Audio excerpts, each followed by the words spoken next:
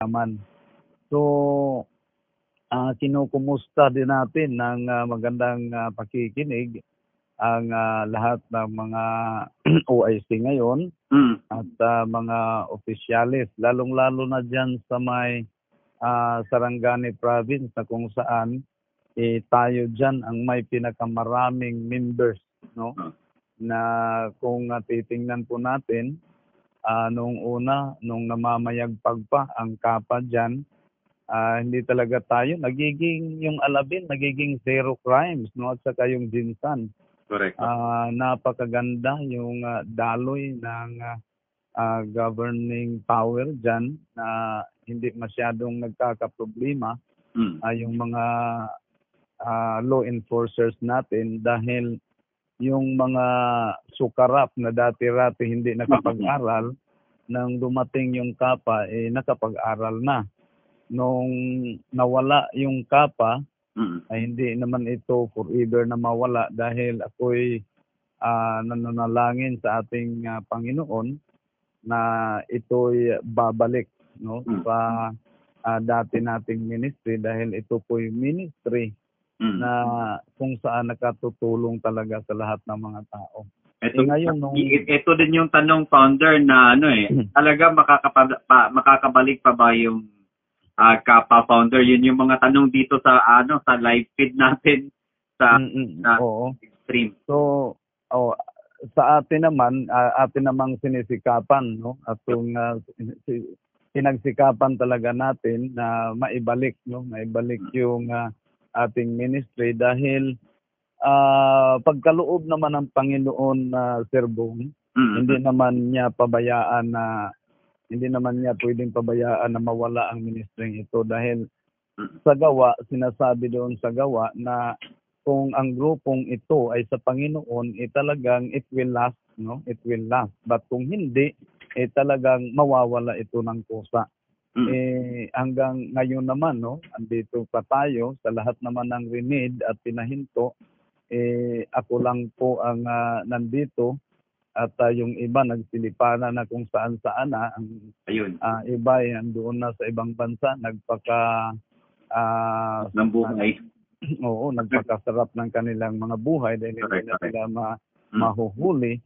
Dahil andun na sa ibang bansa, masayang-masaya sila ngayon at iniwan nila ang kanilang mga naloko dito sa sa Pilipinas. Pero ako may katiting na opinion, hindi pumasok sa akin yun dahil ito talaga ay ministry na sa Panginoon. At alam ko naman Sir Bong, na talagang tutulungan ako ng Panginoon na maibalik ito. Naibalik na ang waiting na talagang sugal yan religiously. Religiously condemned talaga yung sugal, pero naibalik nga ng Pangulo yung waiting na nakakasama pa yan at nagiging sanhi ng pagkaaway-away ng pamilya at pagkakahiwalay ng mag-asawa dahil yung pangbili ng bigas napunta pa sa sugal. Inaalala ko tuloy yung napadaan sa sabungan, may nagsisigawan. Manok na pula, aking tiningnan, mukhang matapang. Ang pera ni Mrs. Di ba? Napadala sana sa Palawan. Aking pinusta sa manok na pula. Mukhang tatama yan. Nagsimula yung salpukan.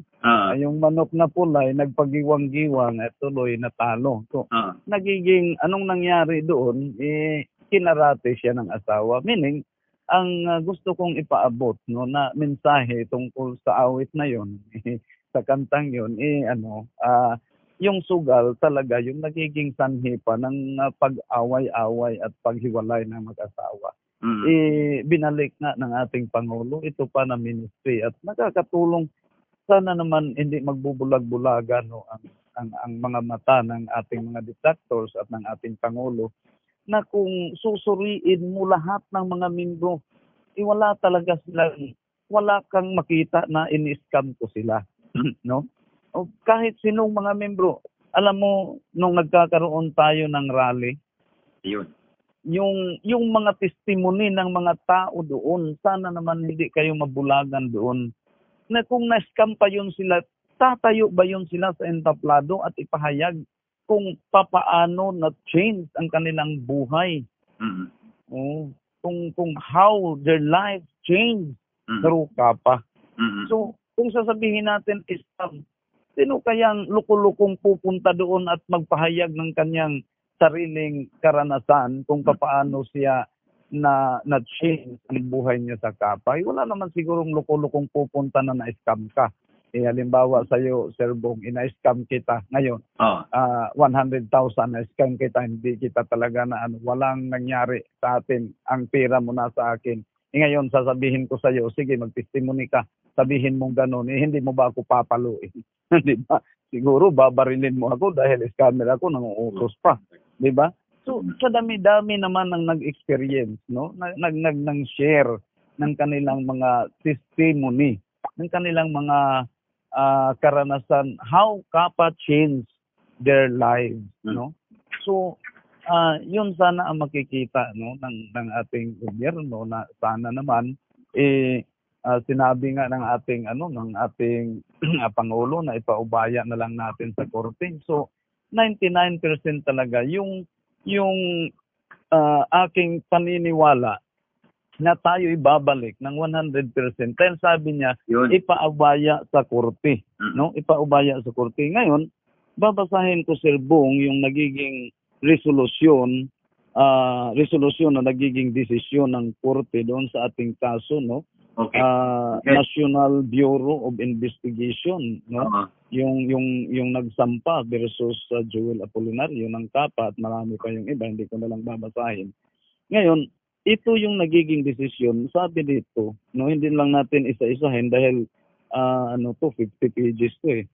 So, ito lang, no? Likewise, there is no evidence showing that they committed false pretenses or fraudulent representation which caused any damage to complainants.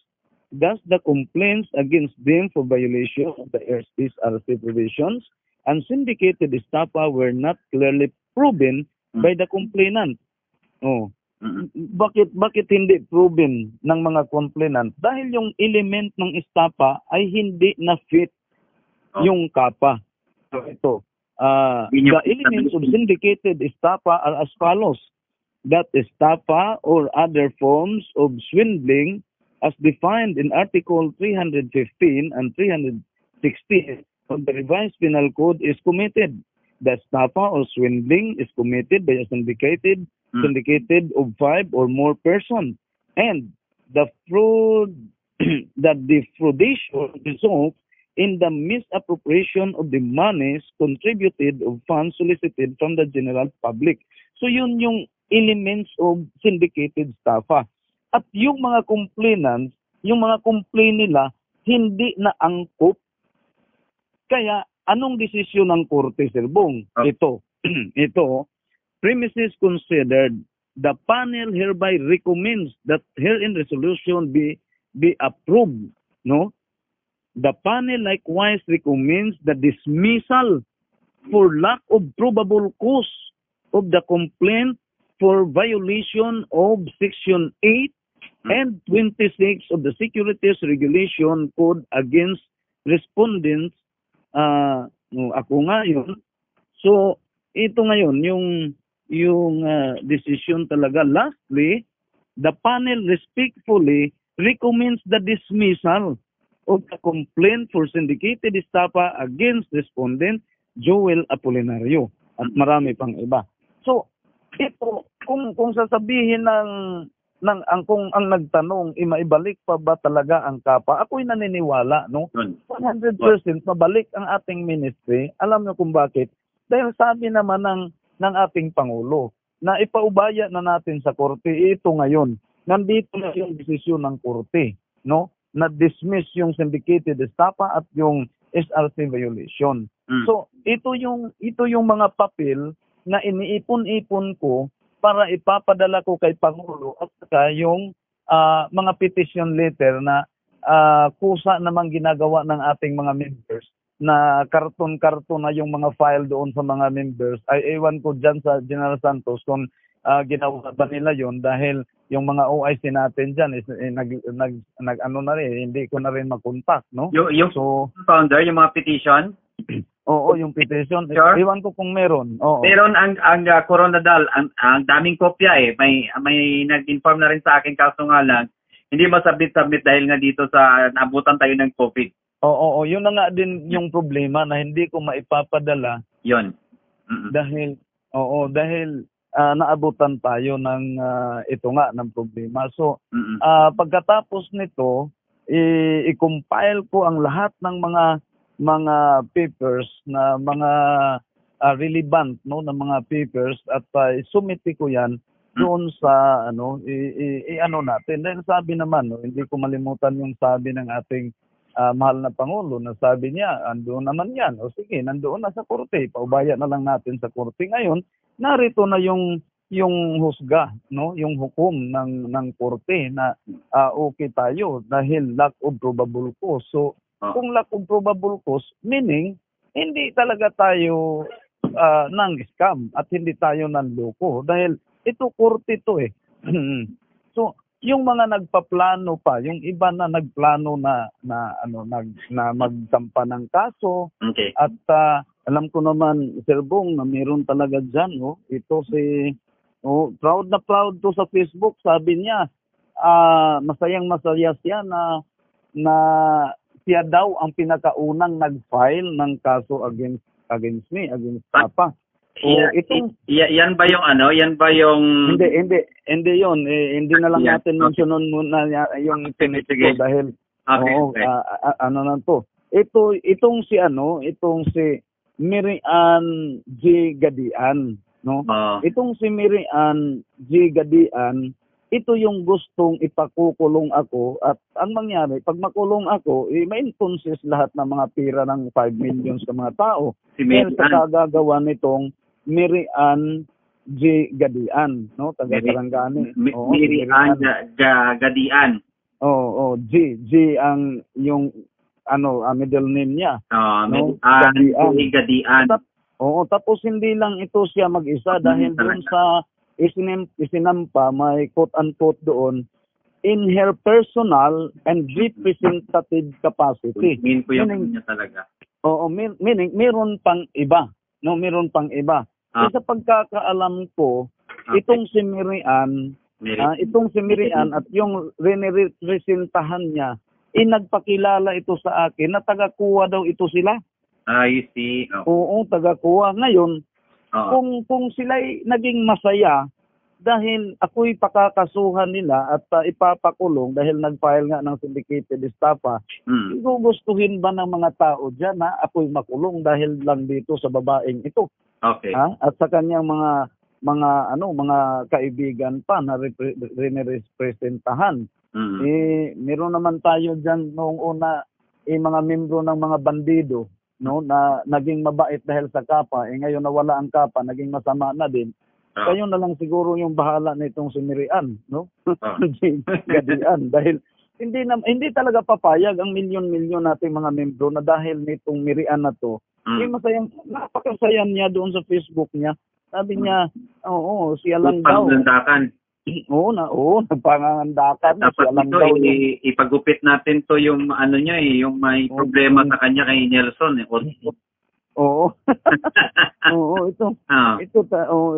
Gustong-gusto ni Miriam na mahinto yung ma-enconces yung lahat ng mga pera. Yun. No, sabi pa naman ni Miriam, itong Miriam na to, sabi niya, yung mga tao raw niya na representahan niya, mga taga-kuha. Kung idamay natin ang mga taga-kuha, Commission on Audit, na sabi ni Miriam, kung idamay mo yung mga tao na yan, papaano nagkakaroon kayo ng 20 million na donation sa kapa? Saan galing yun? Tayo na may magtaka dahil mga taga-kuha daw to. Hindi ko naman alam. Sinabi to ni Miriam, no? Si Miriam yung may sabi na taga-kuha to. Saan kumuha ng 20 million? Magtataka tayo, empleyado ka lang, makakaroon ka ng 20 million na ma-donate mo. Abot ka ng 20 million? Dapat hindi muna unahin natin yung komisyon, dapat yung audit muna. Mm. Kasi commission on audit to kuha. Correct, correct. Hanggang hindi na bakit nagkaroon ng ganong halaga. Oo, hindi ka talaga empleyado. Ikaw lang isang empleyado ka lang. Kahit pa chief ka ng kuha, hindi ka magkakaroon ng ganito kalaking pera. So, ipa-imbestiga natin to, no, sa mga taga-kuha din kung paano yung kung totoo. Pero ito yung sinabi talaga ni Miriam. Kasi nagpangangandakan pa na taga-kuha daw yung mga nagbigay sa kanya ng pera. Oh. No. So, iwan ko lang kung taga-kuha din siya. Ha? So, imbestigahan natin to kung sino mga taga-media yan, kung saan kumuha ng pirang 20 million itong si Miriam, no? Gadian. Imbestigahan natin kay Willie yun. Naka-live ngayon si Willie rin sa ating founder. Check maganda. sa Manila.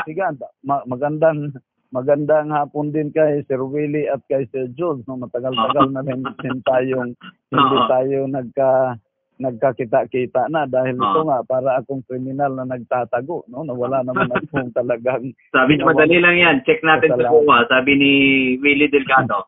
Oo, pa-check to dahil ito'y empleyado ng gobyerno at ito'y napakalaking question. Yung ano nga, yung nakulong na na si Santi din na parang sa ombudsman yun na kine-question yung kanyang armor, yung bulletproof na sasakyan. No, na parang ano yun, basta sa mga something sa ano yan, sa parang sa ombudsman na kine-question yung parang, ewan ko lang, basta kine-question yung kanyang kaya nagiging questionable yung kanyang bulletproof na sasakyan. Ikaw, empleyado ka lang ng kuha at nagkakaroon ka ng 20 million. At nais mo pa akong ipakulong na ako na may accommodating sa'yo. No? Nag-accommodate naman talaga ako sa'yo. Yung si Remili nga, binigyan ka pa ng 3 million kahit wala na tayong pera. Para ipakita lang sa'yo na hindi kita talaga lulukuhin at iiwan sa ere. Ngayon,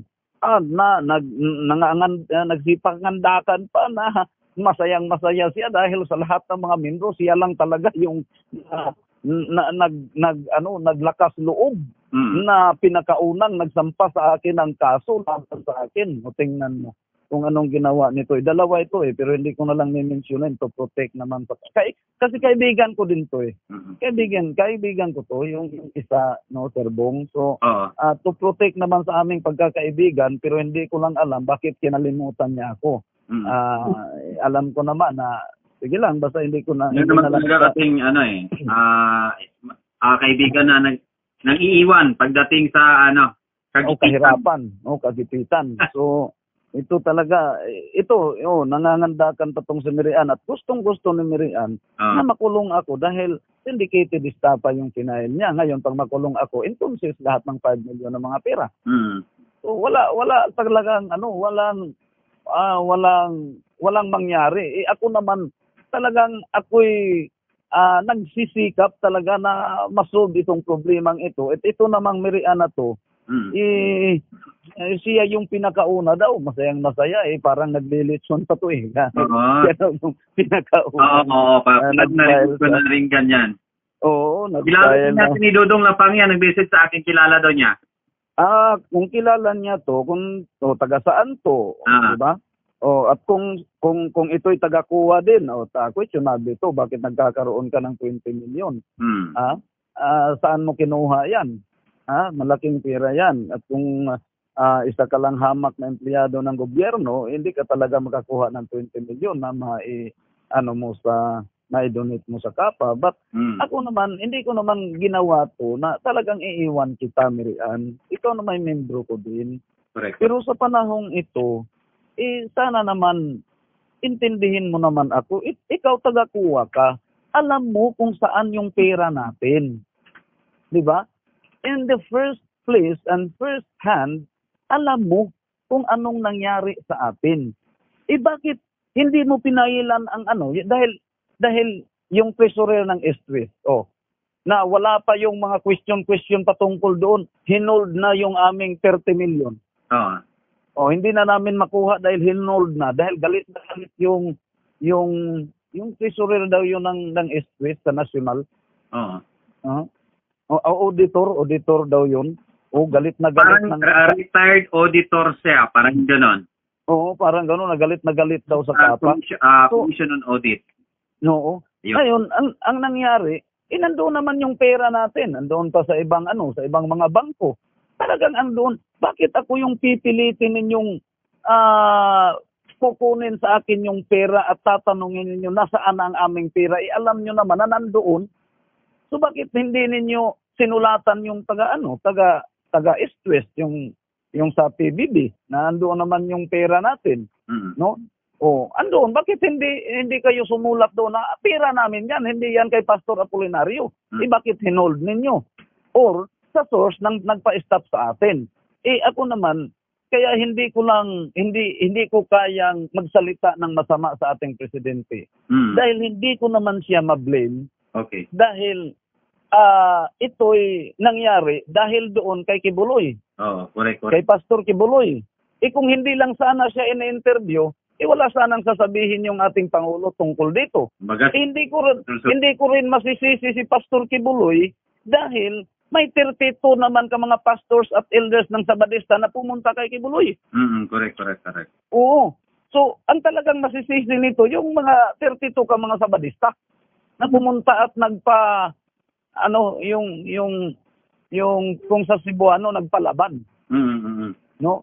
Nanghanap ng kakampi. Nagpakampi, oo. Nagpakampi doon kay Pastor Kibuloy. At ito namang si Pastor Kibuloy na hindi rin alam na hindi ko naman pinakialaman yung mga membro niya, buong akala niya kukunin ko yung mga membro niya. Nagalit din.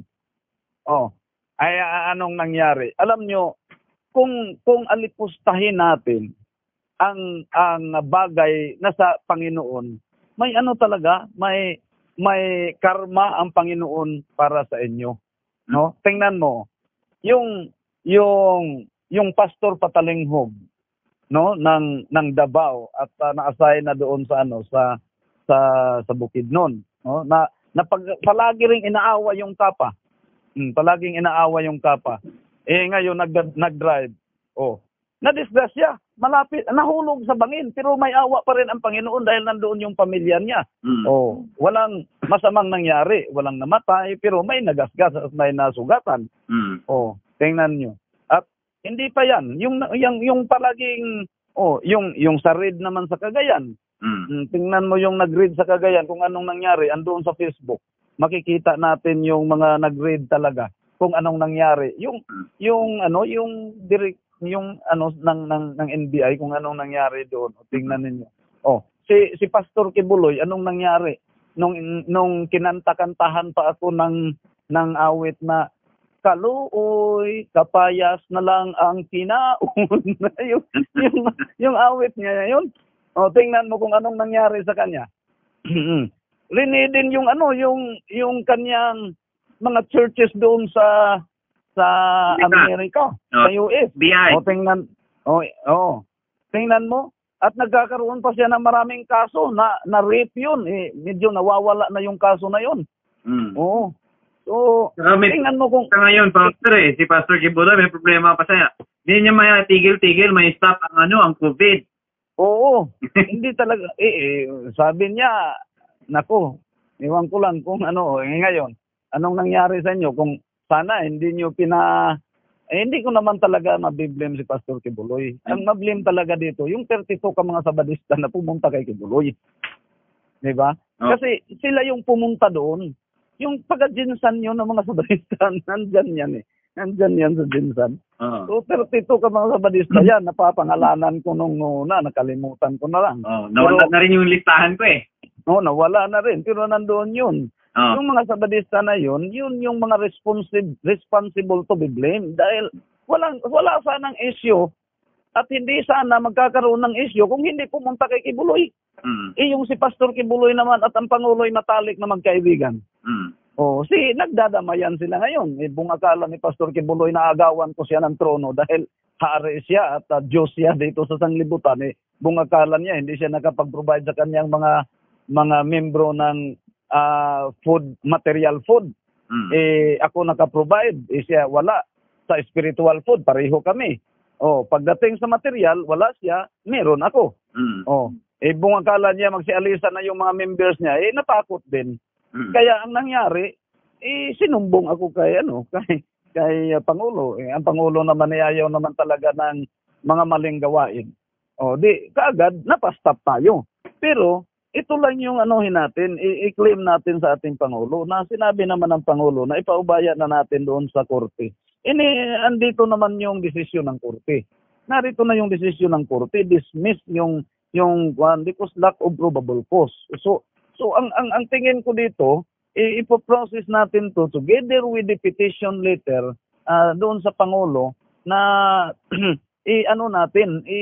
mahal na Pangulo, sana naman maunawaan mo yung ministry, yung ministry na maiahon sa kahirapan yung mga tao, dahil ako'y naniniwala na yung kahirapan ay siyang kaharian ni Satanas.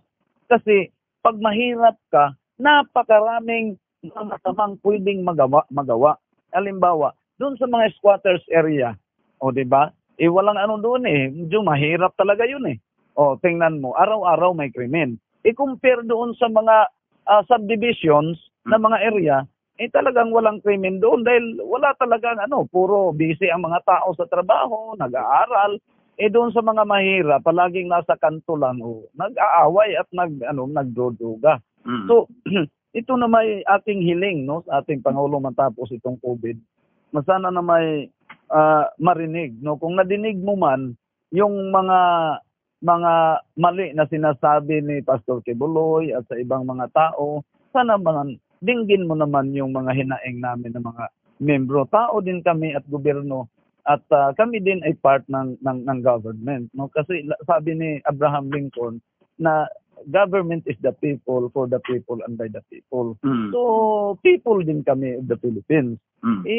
Kami rin ay part, 5 million yan. May mga anak pa, may mga family circle yan. So, kung 5 million, pag sasabihin natin may 3 anak, so, magkakaroon na yan ng mga 15 million na. May mga kaibigan pa. So, mahal na Pangulo, sana naman, maintindihan nyo naman kami, Kung sasabihin mo man na hindi ako makapag-sustain, ina-sustain ko nga for 6 years itong grupong ito. At nagkakaroon. 6 years yun, matagal-tagal. Correct. Oo, matagal-tagal. At nag-full blast talaga tayo sa 2016 dahil nung una, parang piso-piso pa lang nung una, maliit parang, So, parang hindi pa talaga full blast dahil pa. Pero pag 2016, na sinasabi ko na kaya ko nang i-provide yung lahat. Kasi nung una, hospitalization lang yung nagiging solusyon ko sa problema ng hospitalization. Yun lang ang pinagsikapan kong masolve. Ngayon, pag 2016, nakita ko na kaya ko nang isolve kahit pagkain, kahit tuition, kahit ano-ano pang problema sa mga tao, kaya ko nang i-provide. Kaya doon ako talaga nag-full blast sa 2016 up to 2019 dyan sa General Santos. So, kung sasabihin natin hindi ako mag-sustain, ang daming businesses na ginawa ko. So, masyadong hindi na ako nakapag-sustain nung pinastop lahat. Dahil, tingnan mo, kung nakikinig ang ating Pangulo ngayon, yung gastos ko doon sa 175 million yung sa dressing plant. Nasaan na yun? Nawala na.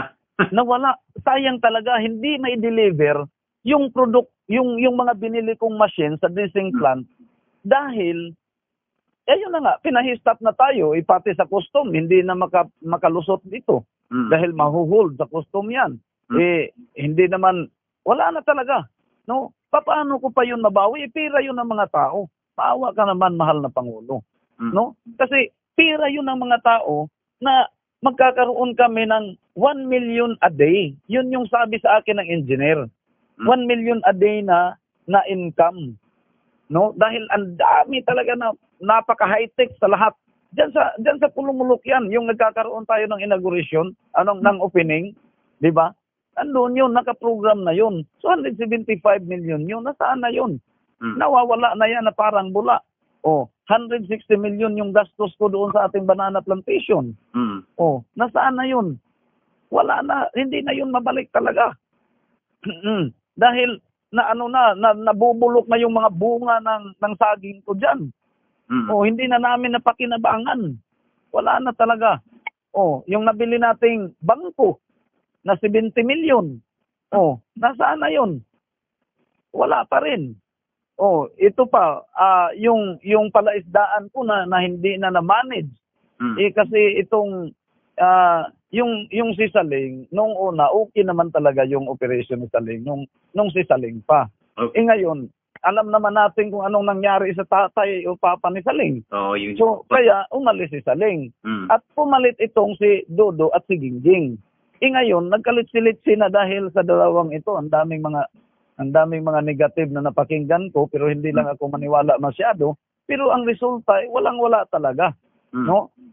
Biruin mo yung hahakutin yung mga gamit sa for safekeeping daw. Bakit? Inutusan ba kita na kukunin mo doon yung mga radar, mga radyo, tapos dalhin mo sa bahay nyo dahil safekeeping?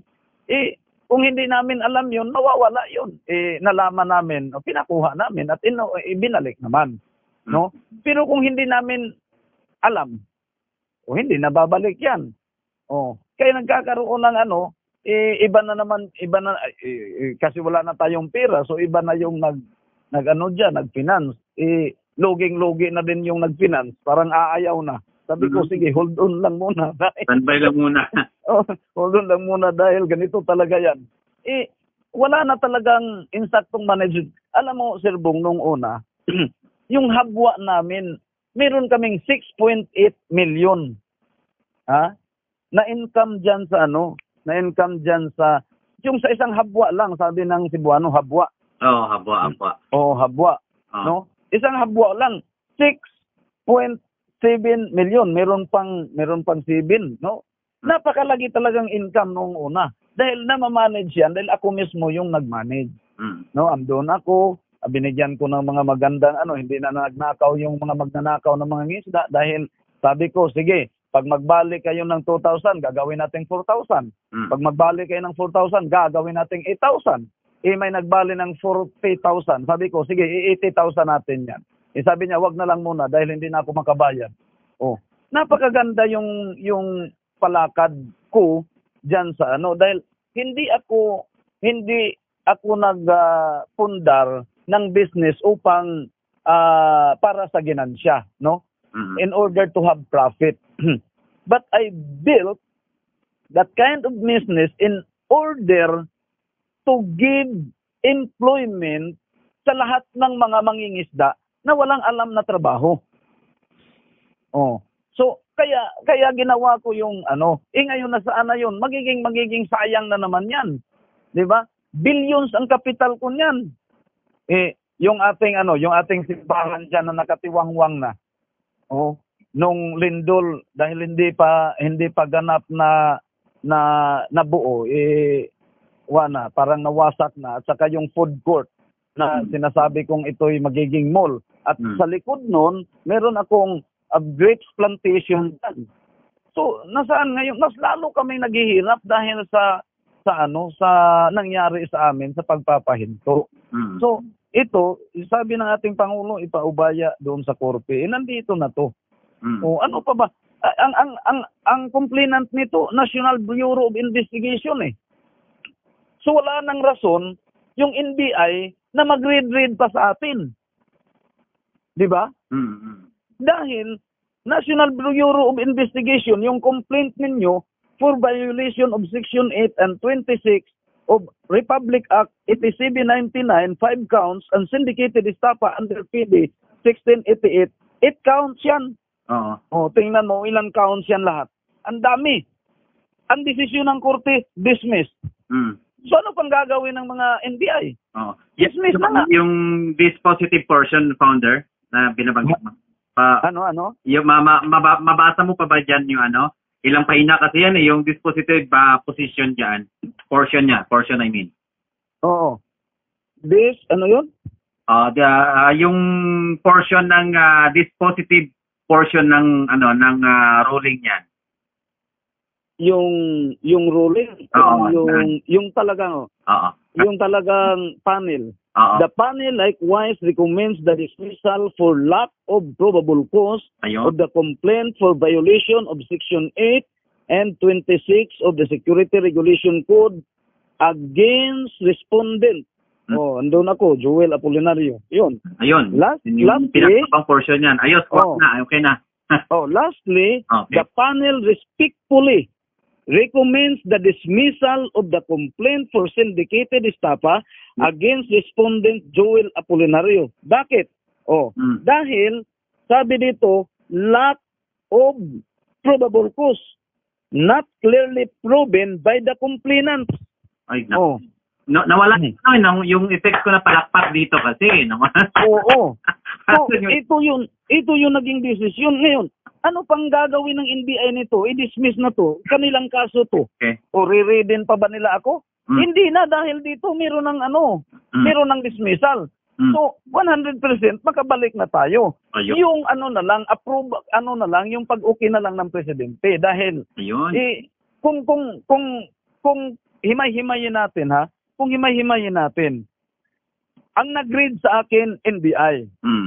Kinasuhan ako nila ng violation of Section 8 and 26 of Republic Act 8799, 5 counts. And syndicated estafa under PD 1689, 8 counts. Yun yung accusation nila sa akin. Ang decision ng korte, lastly, the panel respectfully recommends the dismissal of the complaint for syndicated estafa against the respondent Joel Apolinario. I-readin pa nila ako, meron ng court decision. Yes. O, di ba? So ito, wala na talaga, na to. At least, Ito isang katunayan na magbalik na talaga ang kapa. Dahil kurte ito ibig sabihin ba, ibang-iba yung mga pinag-aralan ng agad. Lahat naman mayroong tinatawag na elements of syndicated estafa. Alam nila yun. At least, anong sinabi sa Anong sinabi dito sa desisyon na to? Lack of probable cause. Correct. Ngayon, pag lack of probable cause, NBI yung nagsampa sa akin ng kaso, ibig sabihin, mali yung sinampa nila na kaso sa akin. O, diba? So, ang mangyari nito, wala na akong kaso dahil yun na nga. Yun yung pinakapunot dulo dito yung violation of SRC. Ngayon, wala na. Hindi na ako re-ready ng NBI dahil nagdesisyon na ng korte. Yung hirap Kailan to? Okay. Date verified March 9, 2020. March 9, 2020. 2020. Okay. Ito ngayon, April. Isang buwan na. March 9. 2000 na. 2020. Certified true copy na pinapadala sa akin. Okay. So, ito yung naging hindi ko na lang babasahin yung panel dahil ang dami. Diba? Panel. Oo. Ito yung, so, sa makatwid, ito yung magsiselebrate na tayo. No? Dahil, talagang okay na. Yun na nga. Rened ang bahay ko. Hindi naman bahay talaga yung Reden supposed to be. Opisina. Bakit bahay din? Sige na lang. Pagpaubaya na lang natin kahit nagkamali sila doon. Ngayon, nagsampa sila sa akin for violation of those, sinabi nila na estafa and violation for Section 8.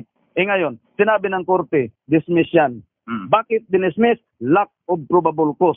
Sila yung mga complainant dito Sabi ng, tingnan natin, sila yung mga complainant does the complaint against them for violation of the SRC provisions and syndicated estafa were not clearly proven by the complainant. Sino tong mga complainant?